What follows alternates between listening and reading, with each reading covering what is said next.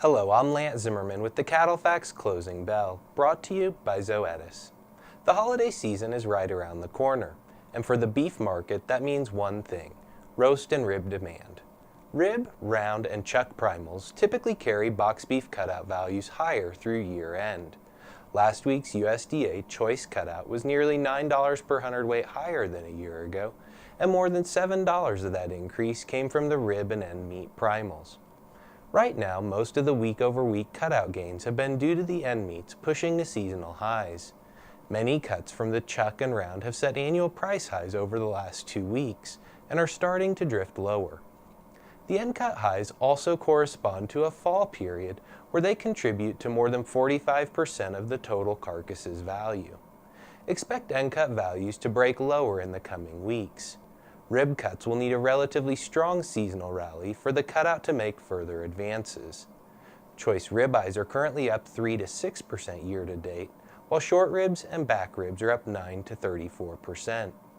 CattleFax forecasts a fourth quarter choice cutout high at $205 per hundredweight. The daily spot market reached those levels in early November, and to reach that price target again, the wholesale market will need to see a significant rally from the rib cuts and get some additional end meat help. Slight to moderate seasonal price breaks in the other primals will make this a reasonable price expectation. However, more weakness in the end meats from the recent highs could keep choice cutout in the low $200 range, and weakness in the wholesale beef market could pressure cattle values lower.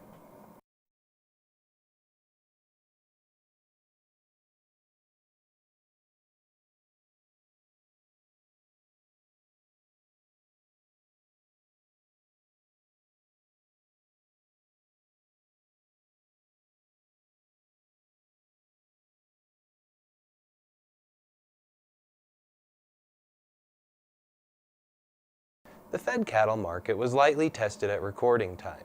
The South traded a few thousand head at $132 per hundredweight on a live basis, and activity in the North has been relatively limited. Feeder cattle prices were mostly steady for the week, and calf values were primarily steady to $2 per hundredweight higher. Supplies of feed yard replacement cattle, especially yearlings, are decreasing as the industry moves past the seasonal fall run. Slaughter cow prices were steady to $1 higher this week, while box beef was modestly lower.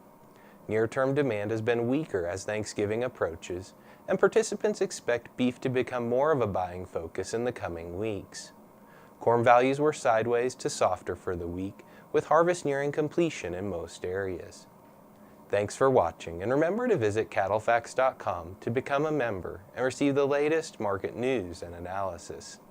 The beef business has never been for the faint of heart. The pressures are real, the risks are high, but the opportunities have never been greater. So how do you sort through it all to decide which way to go? For more than 40 years, CattleFax has led the way. Become a member at www.cattlefax.com. We're the time-proven leader in research, analysis, and information, equipped with the industry's most powerful database. Our team is impartial, objective, our vision is global, and our focus is you. CattleFax, the deciding factor.